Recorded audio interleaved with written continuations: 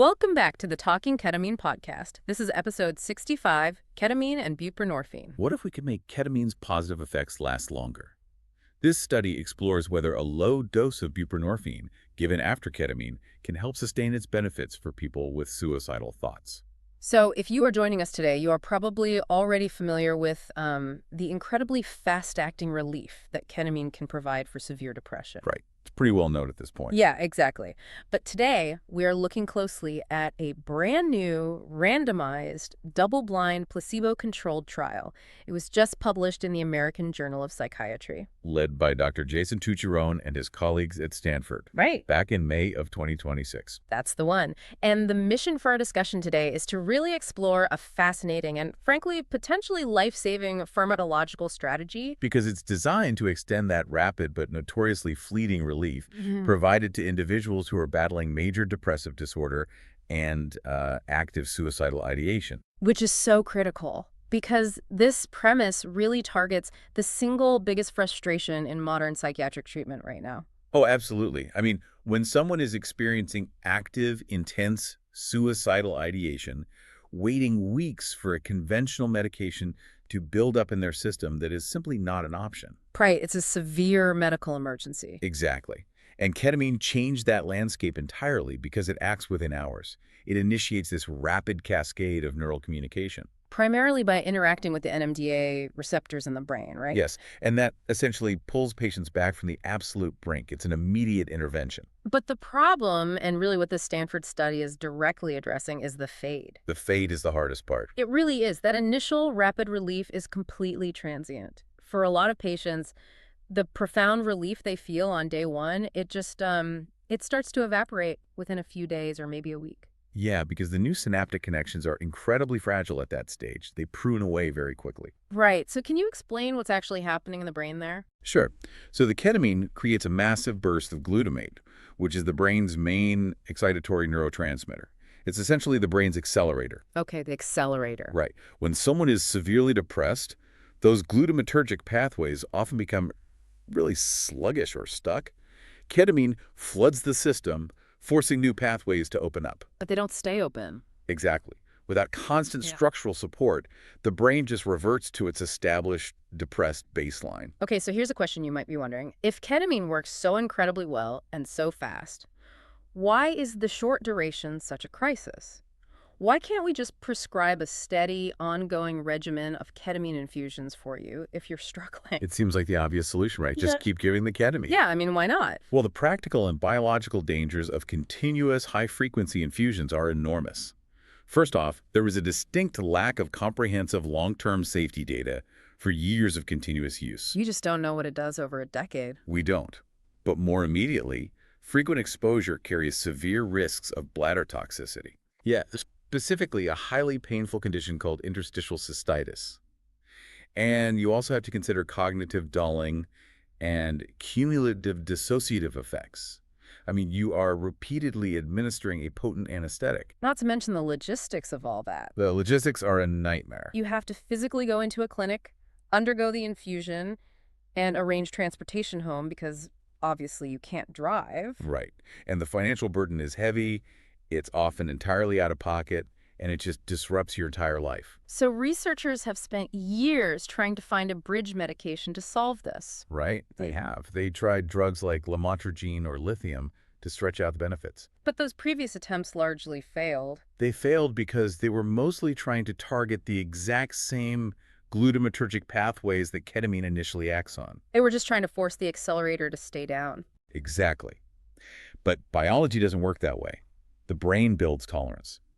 The brilliance of this new Stanford study is that they realized repeating ketamine endlessly or hammering that same glutamate system, it just isn't a sustainable long-term answer. So they had to look somewhere else. They decided to look for an entirely different biological pathway to extend the relief. And this is where we pivot to buprenorphine.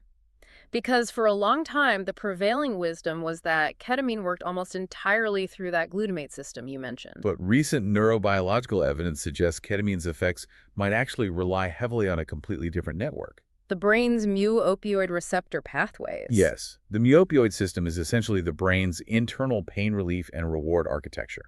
And for years, scientists noticed a really peculiar phenomenon regarding this. What was that? If you give a patient an opioid blocker, a drug like naltrexone, right before giving them ketamine, the ketamine's antidepressant effects are significantly blocked. Wow, which is a massive clue. It's a huge clue.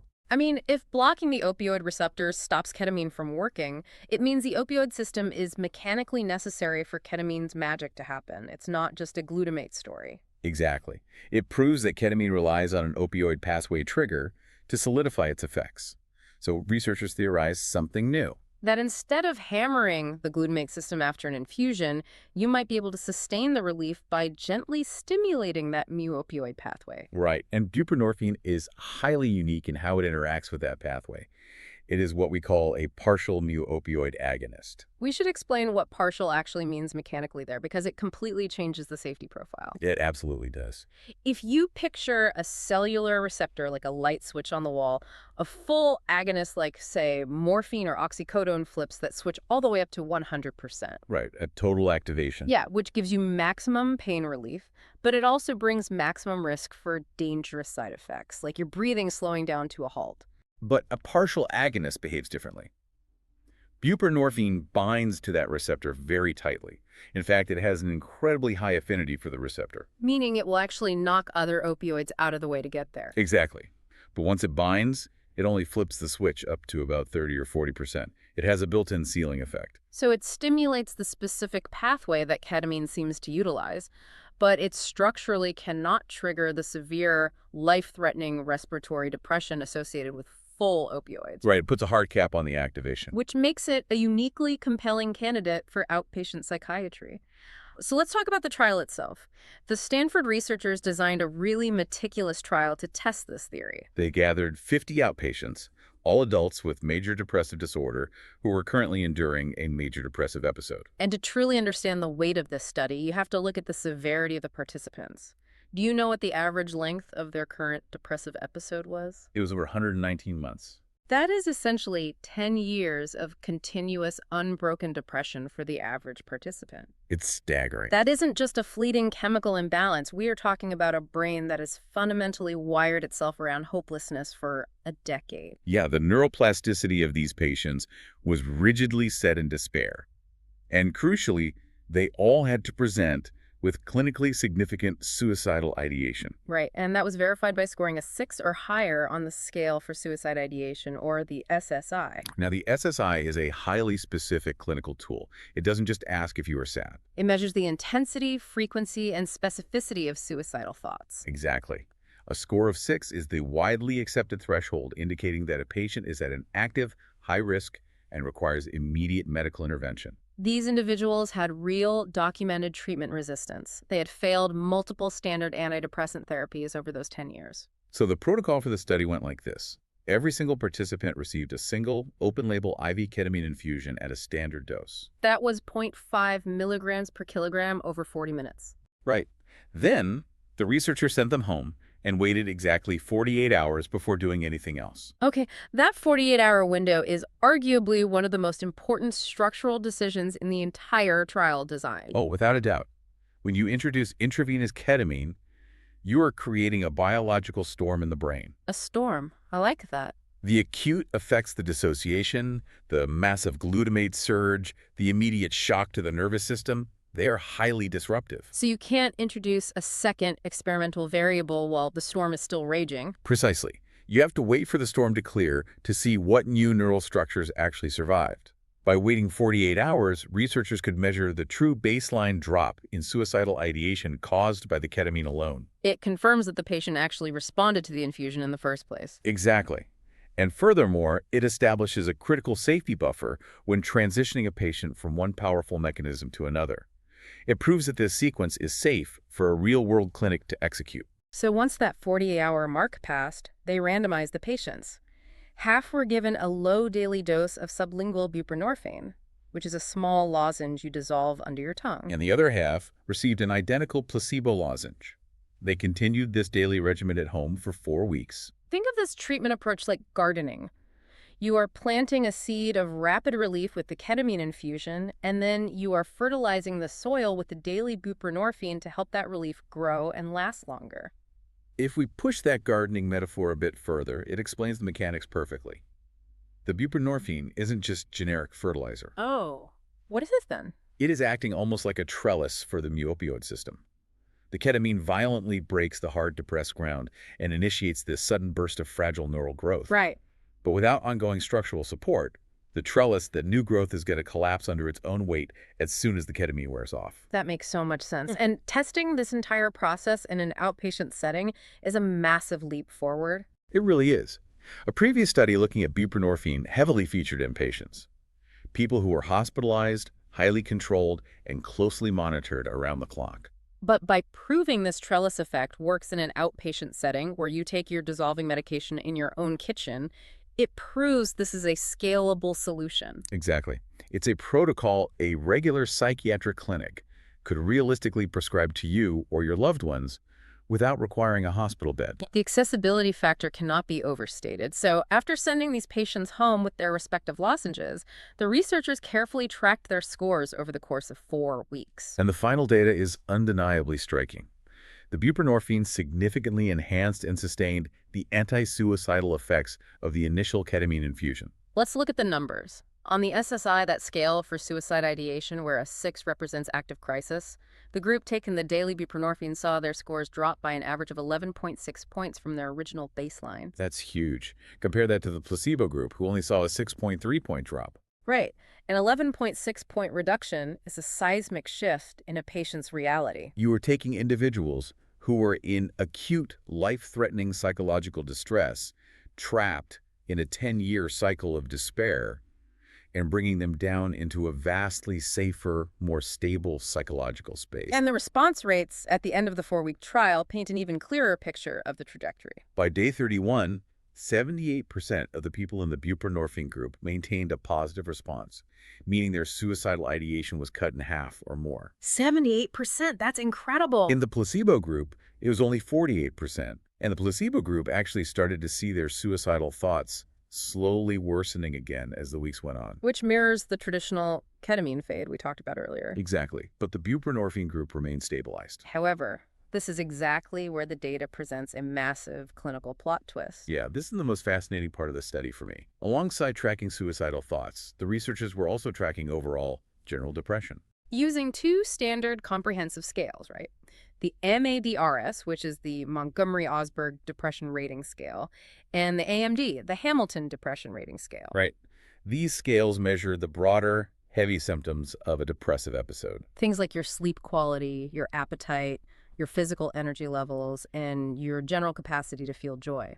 And while the general depression scores went down for both groups over the course of the month, the data showed absolutely no statistically significant difference between the buprenorphine group and the placebo group when it came to overall depression. Wait, let's unpack that.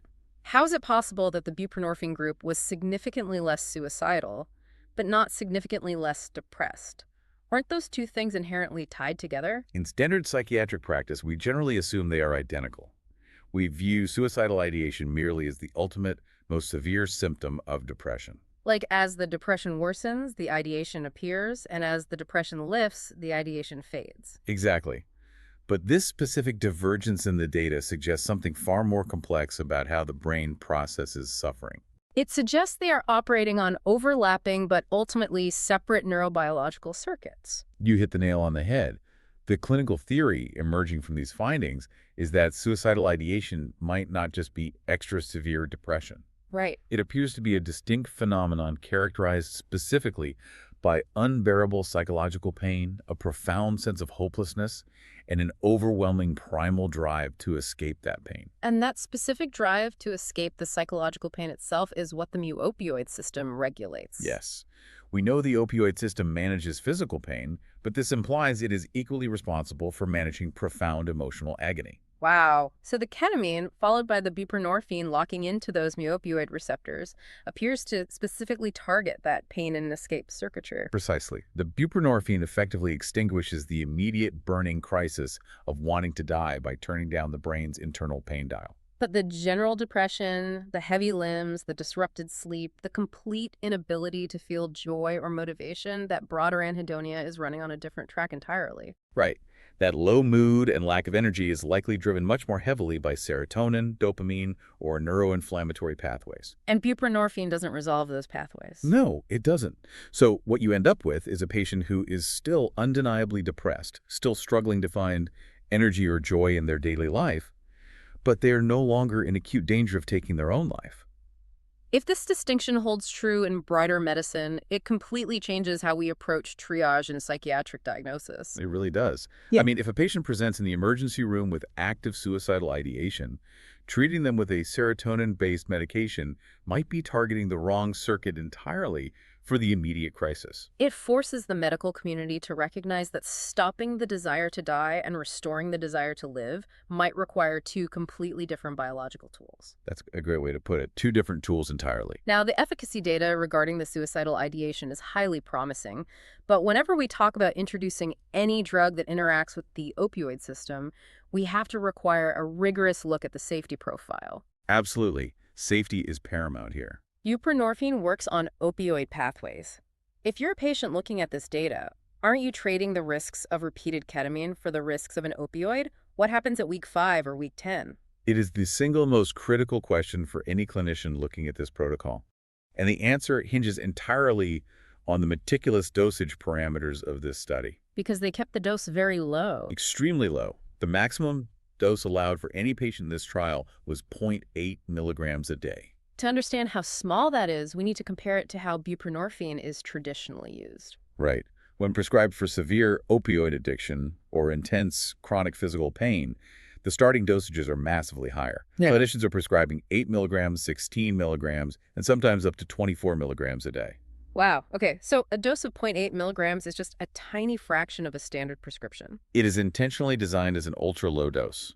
By keeping the dosage under 1 milligram, the risk of a patient developing a profound physical dependency or experiencing severe, debilitating withdrawal is drastically minimized. But even at an ultra-low dose, there were distinct side effects reported during the 4 weeks, right? And they were notably higher in the active buprenorphine group. There were. The most common issue was dizziness.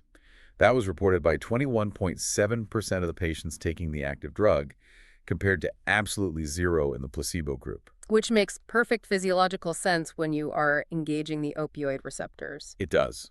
Opioid interaction frequently causes vestibular disruption. It interferes with the inner ear and the complex system that manages your spatial orientation and balance.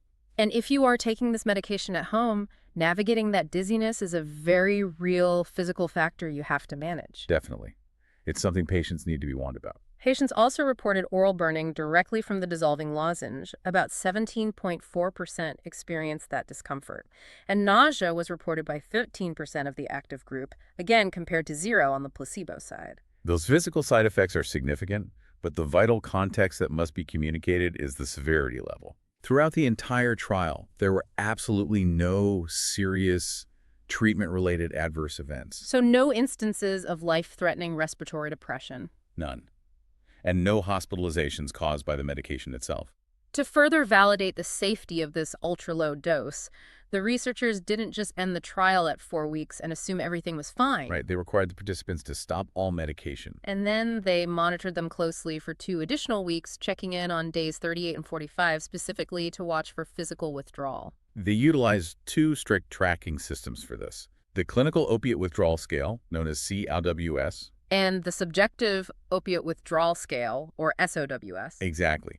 These scales track specific physical symptoms of dependency, measuring resting heart rate, sweating, tremors, bone and joint ache, and gastrointestinal distress. And across the board, during those 2 weeks completely off the buprenorphine, the withdrawal scores were categorized by the researchers as minimal to none. Which is incredibly reassuring data for anyone worried about the dependency risks of a 1-month bridge protocol. But interestingly, they did notice a slight, measurable uptick in the suicidal ideation and depression scores after the patients stopped taking the buprenorphine.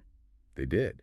It wasn't a massive, dangerous crash back to their baseline, but rather a mild worsening of symptoms. Which, clinically speaking, serves to prove that the drug was indeed doing the heavy lifting during those 4 weeks. Exactly. When you remove the trellis, the new growth struggles to support itself.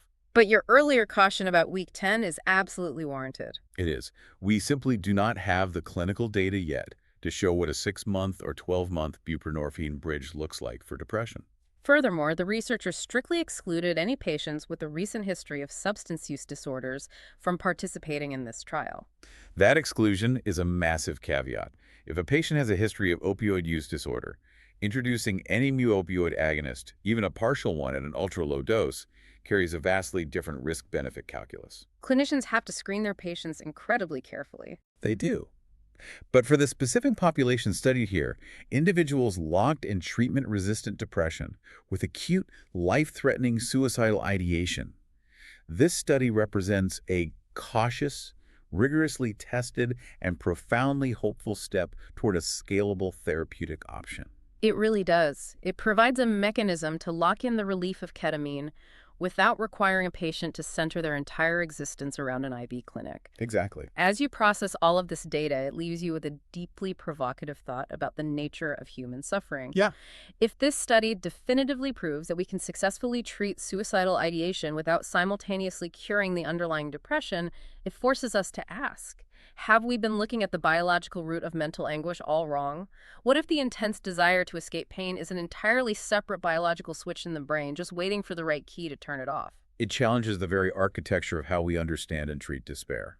This research offers some exciting potential for those who have found relief in ketamine and want to see their improvement sustained. This study suggests a potential avenue for extending the therapeutic window following ketamine, and clinicians should be aware of buprenorphine's effect. A little bit of hope can go a long way. Thanks for listening to the Talking Ketamine podcast. We'll catch you on the next one.